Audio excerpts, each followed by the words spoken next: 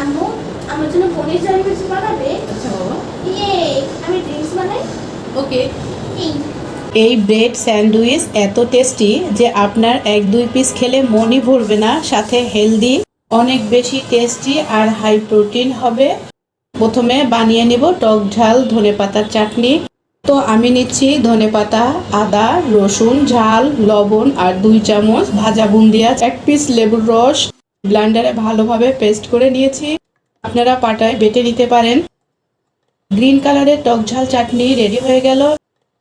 এই চাটনি স্যান্ডউইচ, পাকোড়া যে কোনো কিছুর সাথে সার্ভ করতে পারেন, অনেক টেস্টি লাগবে।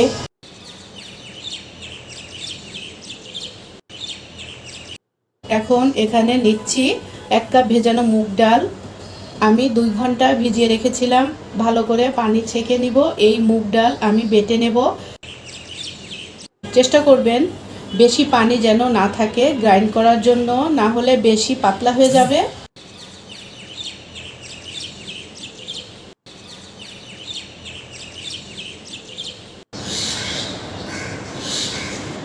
ভালোভাবে পিষে নেব।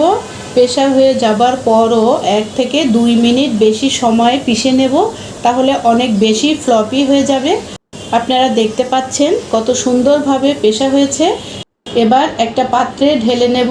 এখন এখানে যাবে কিছু মশলা, লবণ, হলুদ, পিৎজা সিজনিং আর চিলি ফ্লেক্স।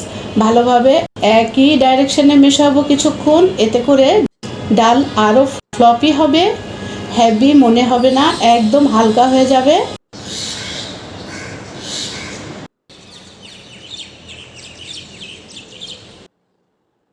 এখন নিলাম 100 গ্রাম পনির, বড় বড় পিস করে কেটে নেব। খুব পাতলা না, আবার অনেক মোটাও না। আমি মিল্ক ব্রেড নিয়েছি, আপনারা চাইলে ব্রাউন ব্রেড নিতে পারেন। এবার আমি যে গ্রিন চাটনি করেছিলাম, এই চাটনি ভালোভাবে সব দিকে লাগিয়ে দিব।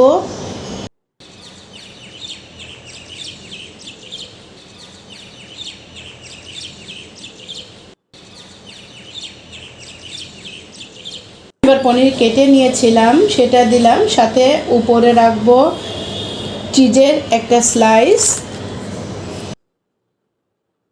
এখন দ্বিতীয় ব্রেডে লাগাবো টমেটো সস। আপনারা চিলি সস নিতে পারেন বা টমেটো কেচাপ। এবার স্যান্ডউইচ ভালোভাবে কভার করে নেব।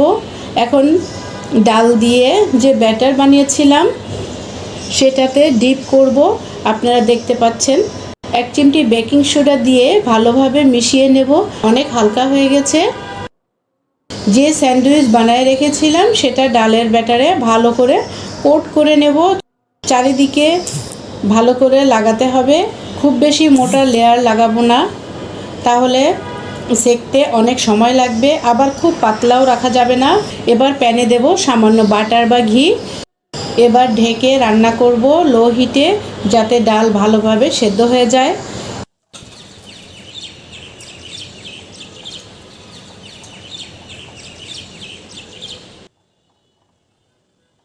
এভাবে চারদিকে ভেজে নেব।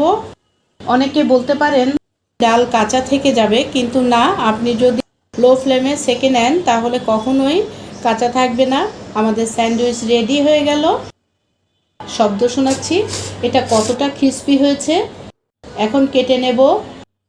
আপনারা চাইলে বেসন দিয়ে কোট করতে পারেন, কিন্তু মুগ ডাল দিয়ে বানালে বেশি হেলদি হয়। রেসিপি একদম সিম্পল আর ইজি। ট্রাই করলে প্লিজ কমেন্ট করে জানাতে ভুলবেন না। আর মোতাসিম কি ড্রিঙ্কস বানাবে সেটা দেখতে আমাদের পরের ভিডিওটি অবশ্যই দেখবেন। সবাই ভালো থাকবেন, নিরাপদে থাকবেন। আল্লাহ হাফেজ।